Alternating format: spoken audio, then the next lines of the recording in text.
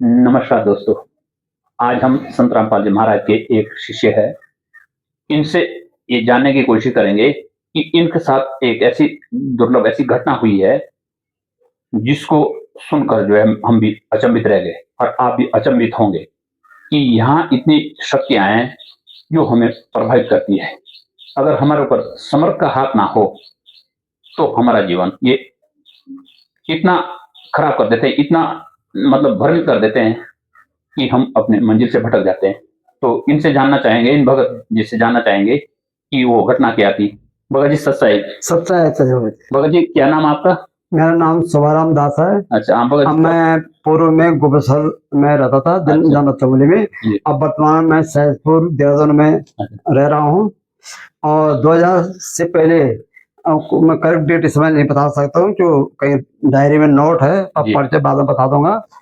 तो मेरे साथ ऐसी विचित्र घटना हुई है कि मैं दोपहर में खाने खाने के बाद, ये कौन से सन की बात होगी? लगभग 2000 पहले से की बात है? 2000 पहले की बात है। अच्छा, तब गोपेश्वर में रहते थे आप? गोपेश्वर में रहता। जी।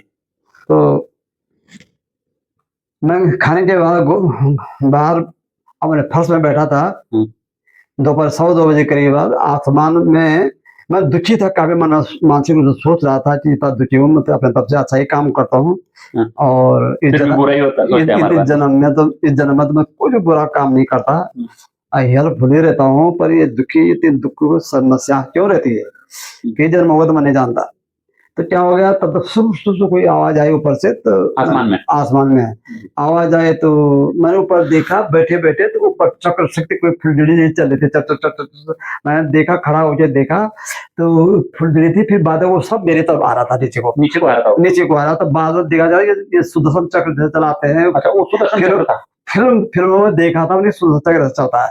जब जब जब जब फुलझड़ी तरफ घूमता है, वो पिक्चरों में दिखाते हैं सुदर्शन चक्र, उसी तरह से चल रहा था। नीचे को आ रहा था। किताबों में पढ़ा हमने, सुदर्शन चक्र ऐसा होता है। नीचे को आ रहा था। नीचे विष्णु भगवान का चक्र ऐसा होता है। कितनी दूरी पे था भगत जी? तो काफी आ रहा था नीचे नीचे को। तो बाद में वो नजदीक ही आ गया, 3 मकान के नजदीक आ गया ऊंचाई में। जितना 3 मंजिल का मकान होता है, 64-65 फीट जैसा, 100 फीट मान के चलो।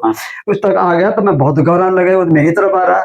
अब मैंने कहा, मैं जो प्रार्थना निवेदन और अपने में दुखी हो रहा था, आज निराशा रहते, तो मैं तो प्रमाण के दृष्टि बहुत पापी आत्मा हूँ, और वो मेरे को काटने के लिए आ रहा है। इसके लिए आपके मन में हुआ, मेरे मन में बहुत ऐसे बुरे बुरे ख्याल आने लगे, निराशा और ज्यादा बढ़ गई। तो मेरे साथ तो आया बहुत करीब 52 फीट तक वो पहुंच गया, मेरे सिर के ऊपर 2 मंजिल लगभग मकान के पास तक पहुंच गया। आया तो मैं बन गया, भाग भी नहीं जा चक्कर के सामने। अब जो होने वाला होगा वो होगा। फिर वो 52 फीट तक आया, वो चक्कर घुमा घुमा, फिर वहां से सीधा वो पकड़ चले गए वहां से। अब मैं खड़ा हुआ, मैं ये चक्कर से कहा जा रहा है, देखो तो बस गया। जब वो नजदीक आया तो आपने कुछ किसी को याद किया था कि ना? कुछ नहीं किया, मैं खाली शून्य में था, मैं चक्कर को ही देख रहा था। और भगवान को याद किया ना, कि नाता रिश्तेदारों को नहीं किया, किसी पावर को नहीं किया, मैं चक्कर को ही देख रहा था क्या हो रहा। खाली मन में आवे दुविधा में था। तो मैं खड़ा हो गया, मैं देख रहा हूँ चक्कर सीधा गया, वो उठते उठते उठते सीधा गया वो सीधा हमारे पैतृक गांव ग्राम रोडवा में गया। और वहां जो है, जो हम घर का कुल देवता बताते हैं, गोलू देवता, कुमाऊं का गोलू देवता के मंदिर को बड़ा मंदिर बना रखा सीमेंट गांव में गोलू देवता का मंदिर में गया हो। ये गोलू देवता, ये कुमाऊं का देवता फेमस देवता है, वही देवता यहाँ भी हमारे यहाँ पे पूजा जाता है। तो वो उस पर गया, और उसमें जो है मंदिर के ऊपर एक कद्दूनुमा एक गुम्बद बना रखा है टॉप में। हाँ, और एक ऊपर से कद्दू का टाइप बना हुआ था, वो टॉप एक लिंग जैसा बना रखा है। उसमें चक्कर सकते मैंने सहज रूप से देख रहा था, आंखों से खड़ा होकर देख रहा हूँ। जी, गोपेश्वर से जो आपका पैतृक गांव कितना दूर होगा? करीब 50-55 किलोमीटर। 55 किलोमीटर। हाँ, तो वहाँ बहुत पेड़ है, पठार है, दिखाई नहीं देता है एक दूसरा गांव पहाड़ के पीछे है। काफी आगे है, बीच में पहाड़ है। फिर भी आपको योग से दिखाई? योग से मेरा सहज योग बचपन से है। उससे मैं देख रहा हूँ उसको, वहां तक जा रहा है। और जा रहा, मैंने जा कहाँ रहा है, जहाँ कहा अचंभे तो मैं कहा किसके क्या हत्या हो रही है, क्या बुरा काम हो रहा है, क्या हो रहा है, इस चक्कर क्यों जा, चक्कर तो हमेशा काटने के लिए जाता है। तो मंदिर पे पहुंच गया और ठीक है, उसमें योग से देख रहा हूँ, आंखों से देख रहा हूँ, चक्कर से गया, वो गोलू देवता जब मंदिर में गया, ऊपर टॉप में सर उसने उसको काट दिया आरी जैसे। टॉप का जो था वो आधा टुकड़ा उसने काट दिया, वो करीब किलो 2 किलो का नीचे टुकड़ा गिर गया, 100 किलो करीब गिर गया। फिर उस चक्कर वहां से नीचे उतरा और वो एक पेड़ वहां पर बहुत मोटा पेड़ था पहले, और लखनऊ बोलते हैं उसको पर लोकल भाषा में, पर आप पता है भैया भाषा में कुछ बोलते होंगे। तो उसने उस पेड़ को काट दिया और उससे बम खून आ गया। सुदर्शन चक्र पेड़ काट दिया और उसे बहुत खून आ गया, बहुत खून आ गया अंदर से। अब मैं उसी पेड़ के अंदर से काटने के बाद सभी काटता तो खून आता, ऐसे उसमें खून आ गया। मतलब पेड़ के अंदर से खून आ गया, दिख रहा हूँ मैं। तो ये देखा तो मैं उसी को देख रहा, खून आ रहा है पेड़ पर, ये क्या मामला है, क्यों दिमाग में कोई दूसरी फिक्र थी नहीं। मैं अचंभित हो गया। तब मैंने उस सुदर्शन चक्र को न जाते देखा, तब ना उससे कोई प्रणाम किया, ना धन्यवाद है, कुछ मतलब धार्मिक विचार से मैंने कुछ बोला ही नहीं, नेगेटिव पॉजिटिव कुछ बोला ही नहीं। मेरा ध्यान तो खून पर गया सीधा, अब पेड़ से खून कर रहा, क्या मतलब है ये।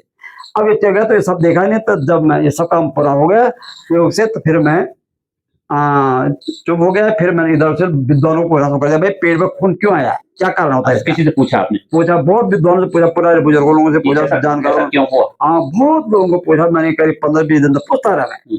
तो मिल गया, कोई विद्वान आदमी मिल गया, कोई बुजुर्ग आदमी मिला। तो उन्होंने कहा कि तो उस पेड़ पर कोई पूजा भी होती, बना होती पूजा, वहाँ बलियां भी होती, बना बलियां भी होती। क्या बलि होते? बलियां का मतलब मतलब हत्या। अच्छा, वो जब बलि चढ़ाते हैं बकरे, बकरे चढ़े थे, वो चढ़ते थे वहाँ। अब वो झोटा भी चढ़ाया जाता, कई झोटे मारे गए सामने वहाँ पर, कई झोटे उस मंदिर में। हाँ, सैकड़ों झोटे मारे हुए, दादा पला टाइप से कई मारे गए वहाँ। उस वहाँ पर पेड़ के जड़ पर देवता का वो है, मसान देवता बोलते हैं। अच्छा, जो पेड़ जहाँ झोटे काटे उसको मसान देवता। मसान देवता गोलू राजा का वो सिद्ध पुरुष है, और उसका एक सया नायक है, और वो बसान देवता, वो सब वो होता है, ये सब होता है।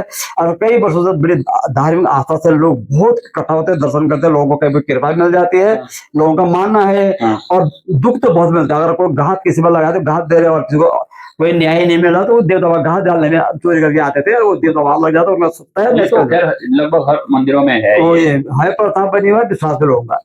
तो तब मैंने कई विद्वान को पूछा, तो लोग कई विद्वानों ने अपना तर्क दिए, पर एक विद्वान की बात मुझे जस गई।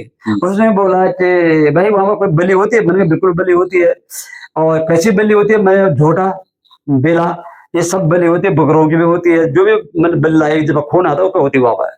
तो काफी वर्षों से हो रही हो, दादा पड़ा के टाइम से भी होती है, कई वर्ष से होती है। तो उन्होंने कहा वो वहां पर देवता नहीं, वो पेड़ रूपी प्रेत है वहां पर। अच्छा, उस संत ने बोला, संत ने बोला प्रेत रूपी पेड़ में ही प्रेत आत्माएं रहती हैं, पेड़ में उनका वास होता है, क्योंकि शरीर उनका जला रहता है और दफनाया रहता है, लेकिन उनके पास पुण्य शक्ति उनके आकाश के लिए नहीं होती, स्वर्ग के लिए, इसलिए वो बीच पेड़ में अटक गए थे। उनका स्थान नीचे जला रहता है, वहां कहीं नहीं आ सकते, पेड़ पर रहते, जहां में रहते पेड़ पर रहते हैं। इसलिए देवी देवताओं के पास जितने बड़े बड़े पेड़ होते हैं, वो पेड़ पर ही वहां के प्रेत आत्मा देवता पेड़ पर रहता है।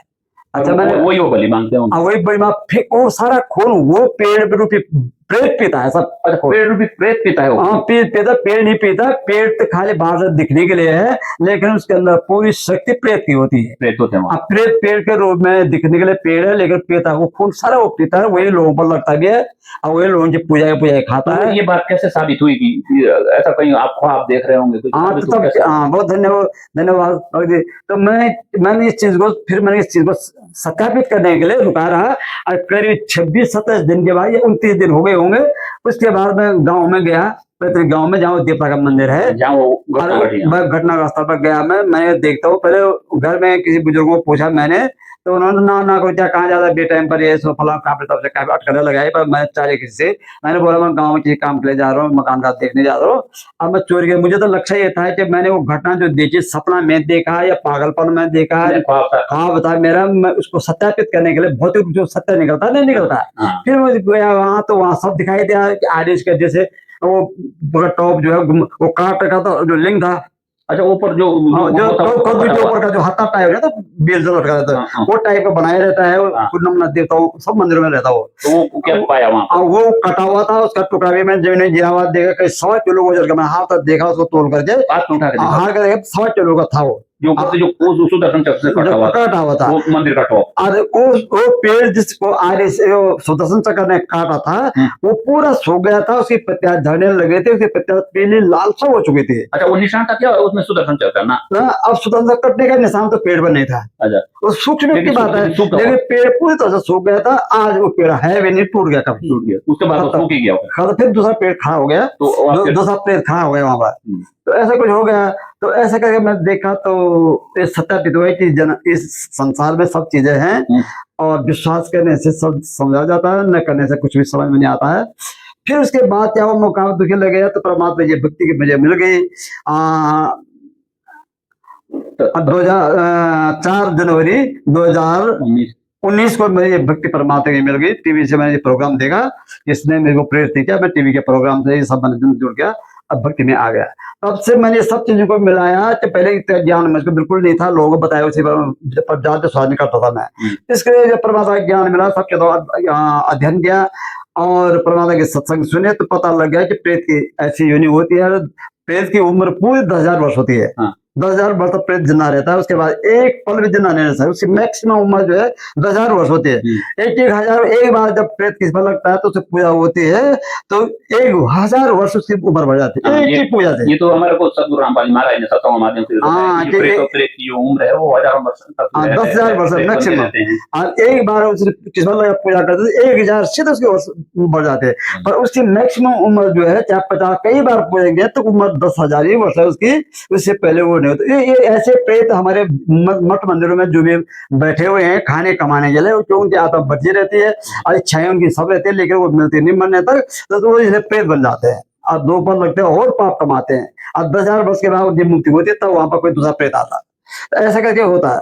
तो इसलिए जो है भक्ति से ही सब कुछ संभव है। और ये प्रेत का ड्रामा मैं वो देवता भी छोड़ दिया, त्याग दिया बुरी तरह से। और मैं अन्य कोई देवता को मैं परमात्मा भक्ति अपने परमात्मा को मानता हूँ, कबीर साहब को मानता हूँ, अपने पूज्य सदगुरु रामपाल जी भगवान को मानता हूँ। और वही हमारे सब कुछ है, उनके ज्ञान अमृत जैसा है।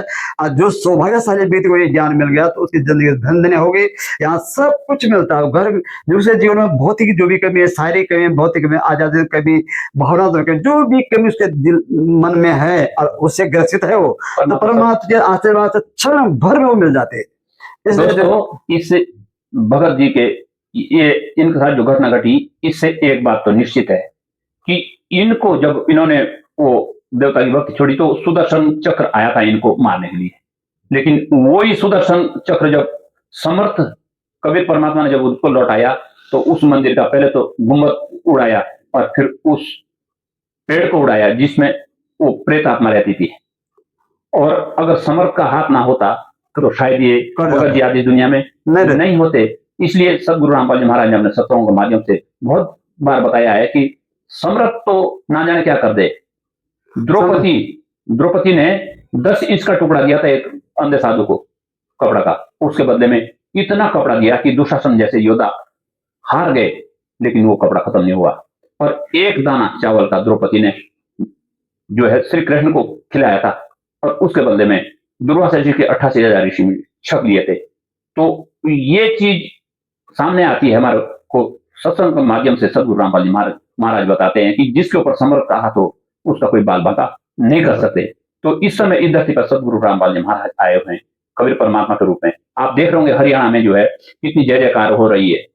मैं 24 के चबूतरे से जो है क्या आगाज हुआ है, सदगुरु रामपाल जी महाराज को जो है सम्मानित किया गया है। पूरा विश्व सम्मान करेंगे उसमें। दोस्तों इस समय सदगुरु रामपाल जी महाराज परमात्मा कबीर साहब आए हुए हैं इस धरती पर, इसको पहचानने की जरूरत है। और जो परमात्मा के शरण में आ गया वो परमात्मा का हो गया। तो ऐसी वीडियो आपको लाते रहेंगे। अगले वीडियो में हम फिर मिलेंगे। सत ठीक बन गया होगा शायद।